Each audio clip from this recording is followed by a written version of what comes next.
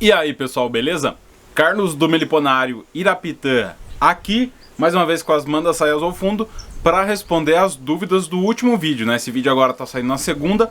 O vídeo de quinta-feira eu coloquei uma atualização de um manejo que a gente já havia feito juntos, que eu tinha mostrado aqui para vocês no canal, né? Uma divisão de manda-saia. Nesse vídeo, que vai estar no card aqui em cima, eu mostro para vocês, e na descrição abaixo também no link, o link do vídeo. Tá bem interessante, pessoal. Eu mostro a evolução do enxame, né? Como que o enxame está hoje, 5 meses depois. Consequentemente, um enxame que se desenvolveu muito bem e que está apto a ser entregue para quem encomendou enxames comigo. Então, além de mostrar a evolução da divisão, né, a divisão em enxame mãe, eu mostro como que fica um enxame, como que é o enxame, né, na verdade, como que é o enxame que eu entrego pro comprador. Ninho, sobreninho e melgueiras já ocupadas, um enxame totalmente saudável, estável e forte. E vamos lá responder 10 perguntas que apareceram lá no vídeo. Começando com uma que tem mais ou menos a ver com a manda-saia, né, porque tinha bugia ali perto, eu tenho bugias aqui, mas que muitas pessoas fazem, que é do Fabrício Masson. Carlos, faz vídeos das bugias. Então, pessoal, para quem sabe, né, a bugia Uruçu amarela, né, Melipona mondori, é uma das espécies que eu crio aqui, mas que eu não abordo no canal porque eu tenho poucas, os manejos são poucos e as primeiras divisões eu fiz agora. Tanto é que tem uma aqui, essa grandona aqui do meu lado, fez uma entrada de barro bonita. São poucos manejos, então mesmo ainda não estando essa espécie lá no Meliponicultura na Prática, o meu curso online, as duas divisões que eu fiz agora e todas as questões de manejo, a minha percepção sobre a criação de bugias, pelo menos aqui na minha região, estarão disponíveis logo logo lá no Meliponicultura na Prática. Se você quer saber mais sobre esse curso, basta clicar no primeiro link da descrição, mas todo o material de bugia, como ele é muito pouco e eu ainda tenho pouca experiência, tudo que eu vou reunir aqui vai estar disponível no Meliponicultura na Prática, que é onde eu coloco o conteúdo muito mais programado, muito mais organizado e esses conteúdos de manejos especiais, com bugia, lambiolhos e marmelada, por exemplo. O Meliponário Princesa Rainha. Carlos, boa noite. Por que minhas manda-saias enchem as caixas de geoprópolis e vejo que as suas não têm tanto geoprópolis? Obrigado. Então, Meliponário Princesa Rainha, é uma percepção por alguns vídeos, tá? Mas eu já fiz vídeo mostrando a retirada de bastante geoprópolis das caixas. Nesse caso, a caixa da semana passada, eu limpei o geoprópolis porque eu tinha feito a revisão dela, né? Mostrado para o comprador. Aproveitei para limpar o geoprópolis e fechei a caixa. Abri novamente para mostrar para vocês uma ideia que eu tive, né, de fazer o vídeo. Então por isso eu abri ela e o enxame estava limpo. Sim, alguns enxames não colocam nada de geoprópolis e outros sempre acumulam bastante.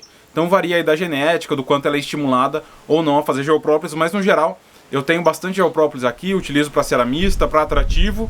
Quem quiser adquirir ceramista e atrativo eu tenho disponível, mas eu também tenho o geoprópolis puro. Então quem quiser ir vendo por quilo, né, R$80 o quilo. Quem quiser geoprópolis puro é só mandar mensagem no WhatsApp da descrição. O ACM. Boa noite, Carlos. Você tem atrativo de mirim para venda?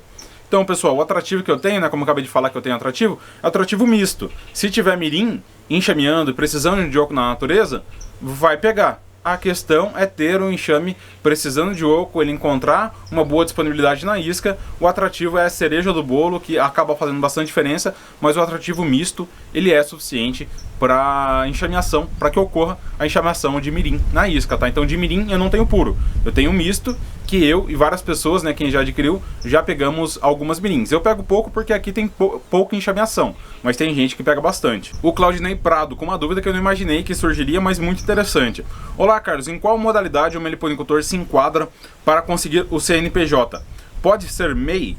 Então, Claudinei, porque essa pergunta surgiu, teve umas 3, 4 ou 5, porque eu falei de nota fiscal, né, enxame com nota fiscal. Pessoal, infelizmente a gente não tem a meliponicultura na MEI ou em ME, né, a gente não tem um enquadramento, não tem a atividade de meliponicultura ainda para enquadramento de empresas. A apicultura, sim, existe, tem até a apicultura como MEI. Infelizmente é o KINAI, né? Esse código KINAI, se eu não me engano, pode ser que eu esteja enganado, mas esse código de meliponicultura não existe ainda. Alguns colocam com apicultura, não sei se está certo, se está errado, mas a questão de nota fiscal, ela é a partir da defesa agropecuária, que é o cadastro no GEDAV, na ADAPAR do Paraná, o GEDAV de São Paulo, a Secretaria de Defesa Agropecuária de outros estados. Então essa nota fiscal é como se fosse uma nota fiscal de um bovino, de um equino, de um suíno, entendeu? Como se fosse de um animal. de produção. Então você tem que estar cadastrado no GEDAV para poder gerar essa nota fiscal a partir do bloco de produtor rural, que até onde eu sei, pelo menos aqui no estado de São Paulo, sim, você consegue isso, mesmo tendo a propriedade no meio urbano. Então, se você é do estado de São Paulo e quer saber mais sobre isso, sobre o cadastro no GEDAV, comenta aqui embaixo, que tem boas chances de eu fazer um passo a passo de como cadastrar o enxame na defesa agropecuária e poder gerar a nota fiscal e principalmente o GTA, que é a guia de transporte animal. O Jair Dias, muito bom. Carlos, parabéns. Carlos, quantas vezes você me indica a divisão de manda-saia no ano? E como boa parte das minhas respostas aqui, depende. Tem enxame que eu consigo dividir 4 vezes, tem enxame que eu não consigo dividir uma, tem enxame que eu consigo dividir uma a cada 2 anos. Então a evolução do enxame depende de muitos e muitos e muitos e muitos fatores. Não tem número exato, pessoal. Desconfiem de quem fala que dá para dividir manda-saia 4 vezes no ano. Um enxame você pode conseguir, mas daí o enxame ficou fraco, a divisão ficou fraca, você pegou disco de um outro enxame. Você vai contar essa reforço que você deu? Então, basicamente, para a gente falar aqui num número conservador, se você tem 10 enxames saudáveis, com bom pasto, você consegue tirar aí 15 a 20 divisões desses enxames no período de um ano, se tudo correr muito bem, se os manejos forem muito bons. Tá certo, pessoal? Mas sempre lembrando de deixar matrizes fortes para reforços que serão necessários independente do seu tipo de manejo. Enxames enfraquecem por N motivos, os manejos não são exatos. E mais uma vez fazendo jabá, né? É esse o princípio do meu curso Meliponicultura na prática. Na prática por quê? Porque eu faço o manejo e mostro toda a evolução, as dificuldades que tem no caminho. Às vezes você precisa reforçar a matriz, às vezes você precisa reforçar a divisão, às vezes a matriz você divide uma vez no ano, às vezes eu mostro a divisão, sucesso na divisão, uma nova divisão da matriz, entendeu? Então tem todos esses processos aí que eu mostro realmente na prática lá no meu curso. O Edinaldo Wagner, uma excelente pergunta aqui. Oi Carlos, e que mais pessoas fizeram, né? Você disse que a caixa está pronta para viagem. Não entendi. Você despacha as caixas pelos correios? Isso é possível sem destruir a colônia? Não, Edinaldo. Talvez o Edinaldo, assim como várias outras pessoas, me acompanham há menos tempo aqui no YouTube, né? Agradeço imensamente a quem já acompanha há mais tempo, quem está começando agora, quem está indicando, quem vai e volta em algum vídeo do canal.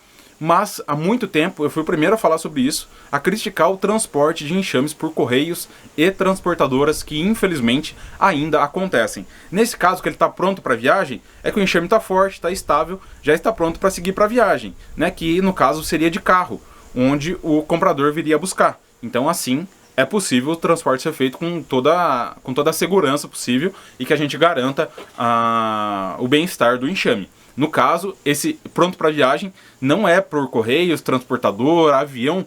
Muita gente me procura para comprar enxame de avião porque eu pago. Pessoal, o dinheiro não é o problema. Ele é a solução, mas não soluciona o problema de quem não conhece o que está transportando. Então, correios, transportadora, avião, não sabe, não pode saber o que está transportando. Você não pode falar que é abelha, senão eles não vão pegar. E a partir disso, não tem a maneira correta desse transporte ser feito. Porque a gente já sabe, eu particularmente já vi várias e várias vezes, correio jogando encomenda, transportadora assim, jogando encomenda. Não caiam em conto de vendedor vagabundo, não caiam em conto de pilantra que transportadora cuida da encomenda. Não cuida, pessoal. Ah, Carlos, mas qual que é a chance? É 100%? É claro que não é. Pode ser que dê certo, mas a mínima chance de dar errado, para mim não vale a pena. E eu acho que para quem quer começar na meliponicultura, para quem quer criar abelhas, para quem se preocupa com o bem-estar, 5% não é para transportar, 1% não é para transportar. Tá certo, pessoal? Então não caiam no conto da transportadora que cuida dos enxames, porque não cuida. Eu sempre recebo relato de enxame que chega virado, que chega com mel escorrido, o enxame chega fraco. São vários e vários relatos de gente perdendo enxame e, em segundo lugar, perdendo dinheiro porque o enxame vem em primeiro lugar. Então, resumidamente, para transportar, quem está levando tem que saber o que está levando. Seja a pessoa que vem buscar, o comprador vem buscar, um amigo do comprador, um amigo do vendedor que leva de carro, um caminhoneiro que leva de carro. Ônibus também não é seguro, porque você não pode falar que é enxame.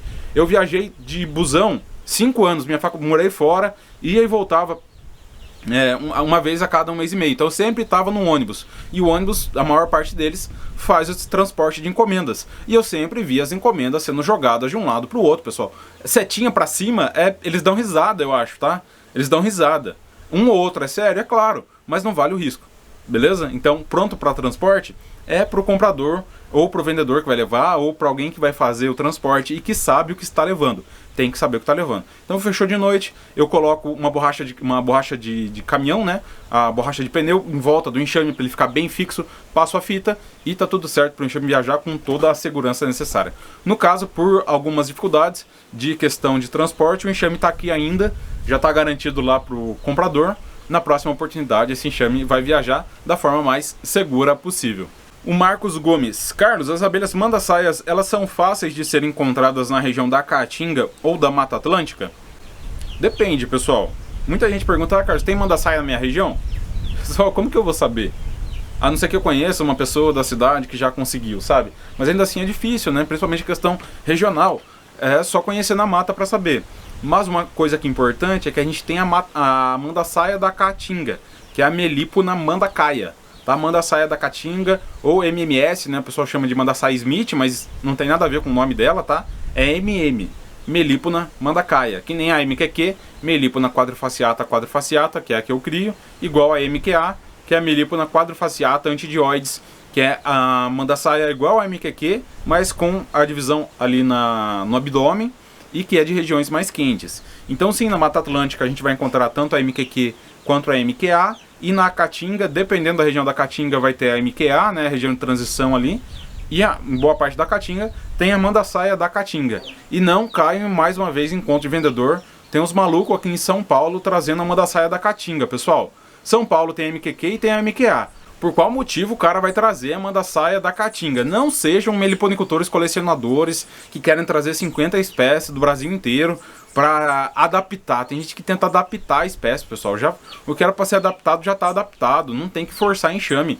Cria o que vai bem. Cria o que vai se desenvolver melhor. O que já sabe que se dá certo na sua região. Você vai economizar tempo, vai economizar dinheiro, vai ter bem-estar das abelhas. E quem pensa em rentabilidade vai ter uma rentabilidade muito melhor do que ficar pensando em adaptar a abelha, tá? Não caia nessa história de adaptação. Já se sabe hoje o que vai bem em cada lugar. Não é você que vai descobrir a melhor espécie da sua região. Essa espécie já existe, as pessoas já sabem. Você olhar um pouco do ambiente, olhar relatos de criadores, você vai identificar qual é a melhor espécie. Não tentem fazer das abelhas cobaias para experimentos que já foram feitos aí há décadas atrás. Então não caiam nessa conversinha de manda-saia da Caatinga em São Paulo. Se tem gente vendendo manda-saia da Caatinga em São Paulo, já sabe que tem alguma coisa errada. Certo? Tem errado, pessoal. A gente tem a MQA, tem a MQQ, por que a manda-saia da Caatinga aqui? Deixa ela lá pra Caatinga. O meu sonho ainda é viajar ao Brasil, e eu vou fazer isso. Quem continuar me acompanhando vai ver. Mostrar a manda-saia da Caatinga na Caatinga, a Aurossor nordestina lá no Nordeste, as abelhas lindas da Amazônia lá na Amazônia, mas cada uma no seu canto. A gente já sabe qual que produz fora de qual lugar. O Criatório Galo Músico MS. Paguei R$400 em um enxame de caixa na 20x20. Já estava com postura, rainha, pote de mel e pólen, bastante campeiras. Porém, somente com um ninho e uma melgueira. Então, com relação ao tamanho da caixa, pessoal, é relativo, tá? Se esse 20x20 for por 10 de altura, é difícil que você vai colocar um sobreninho. Mas se ele for por 7,5, talvez seria um sobreninho em vez de uma melgueira. Na caixa 20x20, é difícil você precisar colocar melgueiras. Mas no caso, o Criatório Galo Músico MS disse que o enxame estava forte, então por tudo que ele falou, esses R$400 valeram a pena. Mas embaixo, um ponto aqui, é que teve gente comentando que é caro. E a questão de caro ou barato depende da percepção de cada um, mas realmente é isso, pessoal. Pesquisem os preços dos enxames. Uma lambiolhos custa aí R$600, R$700. A bugia é bem cara também, e tudo isso dependendo da região, né? Tem lugar que você acha manda-saia a R$200. Mas daí tem o transporte, a força do enxame, o tipo de caixa, o quanto o vendedor precisa ou não vender. Então, não tem enxame caro ou barato. O ponto que eu quero falar aqui é que se você quer começar a criar uma espécie que você tem que comprar genéticas, já se preparem para comprar várias delas. Então, se R$400 é caro para vocês, e obviamente é muito entendível isso. Quando eu comecei, eu fui adquirir a bugia mesmo, eu demorei para adquirir. A lambiolhos demorei muito tempo. As primeiras manda-saias eu consegui por meio de troca. Não tinha condições de investir em enxames, não era viável para mim, porque era um hobby, né? Não era uma atividade comercial. Então, por hobby, você tem que ter mais dinheiro ainda para investir, para gastar. Que daí é um gasto, não é um investimento. Mas, resumidamente, se você acha R$400 caro no enxame de manda-saia, saiba que você vai ter que gastar 2.000 para comprar 5. tá? Então é isso que você tem que pensar quando vai adquirir uma nova espécie para o meliponário, que não seja possível de adquirir, de conseguir com os ninhos iscas artificiais. O meliponário Sampaio: Carlos, tranquilo dividir ainda esse mês a Amanda Saia? Não tem mês certo para divisão, multiplicação, transferência, coleta de mel. Tem condições ambientais e condições do enxame. Então, voltando lá naquela resposta, depende de vários fatores. Basicamente a força do enxame e a condição climática ambiental naquela semana da divisão, além, no caso do inverno, para regiões frias, a disponibilidade de zangões. Quem tem um bocado de enxame que nem eu, sempre vai ter zangão não vai ser problema. Para quem tem menos enxames, pode ter dificuldade na questão dos zangões. Então, não tem mês ideal para qualquer manejo. Tem as condições ambientais de manejo e de força dos enxames. E o Oswaldo Emídio, uma pergunta que não tem a ver diretamente com enxame, mas apareceu e é interessante falar. Precisa haver água próximo ao meliponário? Depende, Oswaldo, depende das condições climáticas. Se for uma região de Mata Atlântica naturalmente mais úmida, é claro que lá vai chover mais, mas mesmo quando não chove, você tem a umidade das plantas, então pode ser que o enxame se desenvolva bem sem a disponibilidade direta de água, ou sempre tem néctar e assim por diante. Resumido, para não ficar com a dúvida, coloca potinhos de água próximo aos enxames. Você vai observar se elas vão pegar ou não. Então é isso, pessoal, testar. Ah, o clima tá mais seco, eu vou testar de novo? Testa de novo.